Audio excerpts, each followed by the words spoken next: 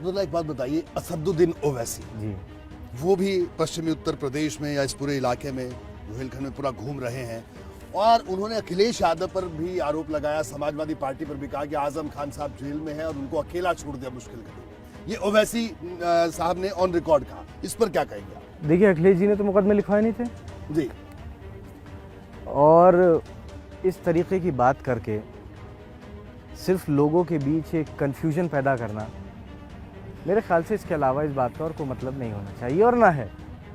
आपको लगता है ओवैसी कुछ सफलता हासिल कर पाएंगे? मैं इतना ज़रूर कहूँगा कि 100 सीटों पर लड़के सरकार तो नहीं बन सकती जी लेकिन हाँ, बनते बनते रोकी ज़रूर जा सकती है। जी और जो पार्टी जिस स्टेट को बिलोंग करती है उस स्टेट में उसकी शायद 6 या 7 सीटें हैं। जी तेलंगाना, जी वो उत्तर प्रदेश में 100 सीटें जीत सकते हैं। आप खुद बताइए, जिनकी अपने राज्य में 7 सीटें हैं जी वो यूपी में 100 सीटें जीतने आ रहे हैं या किसी और को जिताने आ रहे हैं, ये एक बहुत बड़ा सवाल है।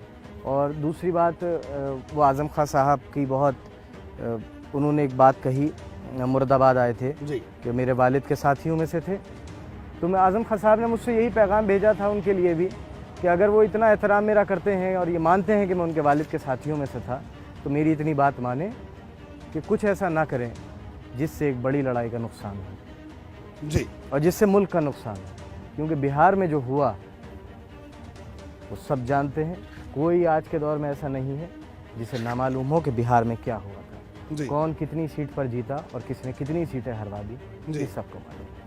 तो आप चुनाव प्रचार कब से शुरू करेंगे? सभाएं अभी हालांकि देखिए, अभी रैलीज तो पर 22 रोक के है। बाद ही पता चल पाएगा। जी अभी तो सिर्फ डोर टू डोर कैंपेन है और अभी तो 23 महीने की तन्हाई काट कर आया हूँ। सच कहूँ तो जब पहली रात आकर अपने कमरे में लेटा तो अपना कमरा ही अजनबी सा लगा और अगले दिन तैयार हो रहा था तो 2.5 घंटे लगे करीबन अपने कपड़े ढूंढने में। हमारे साथ तो वो बर्बादियाँ हुई। आपकी माँ की अगर बात की जाए जी, तो डॉक्टर है, पढ़ाती थी, पीएचडी हैं, जी। हैं, प्रोफेसर से रिटायर हुई, जी।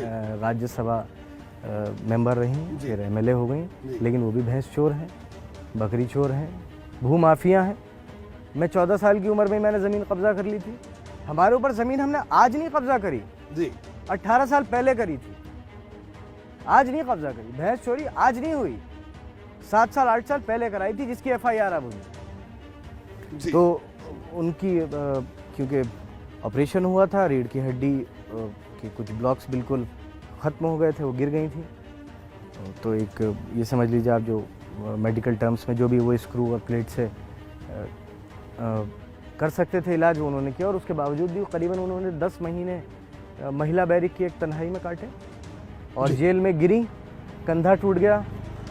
उसके बाद भी बहुत वक्त रही और मैं कह रहा हूँ, मैंने वो दौर देखा है एक औलाद के तौर पर कि मैं कभी नहीं चाहूँगा कि मेरे दुश्मन की औलाद भी वो दौर देखे। एक आखिरी सवाल, जौहर यूनिवर्सिटी को लेकर बहुत सवाल उठते हैं, बहुत सवाल उठाए, बुलडोजर भी उस तरफ घूम गया, सरकार का बुलडोजर भी। जी जी। तो इतने विवादों में एक पढ़ाई का केंद्र, अगर मैंने, मेरे वालिद ने या मेरे पूरे परिवार ने कोई ये बता दे कि 1 रुपए का मुनाफा, 1 रुपए का फ़ायदा, एक गाड़ी, एक टेलीफोन या एक तेल की बूंद भी उस यूनिवर्सिटी के पैसे से इस्तेमाल करी हो जी, तो मैं उस सज़ा का हकदार, मेरा परिवार उस सज़ा का हकदार।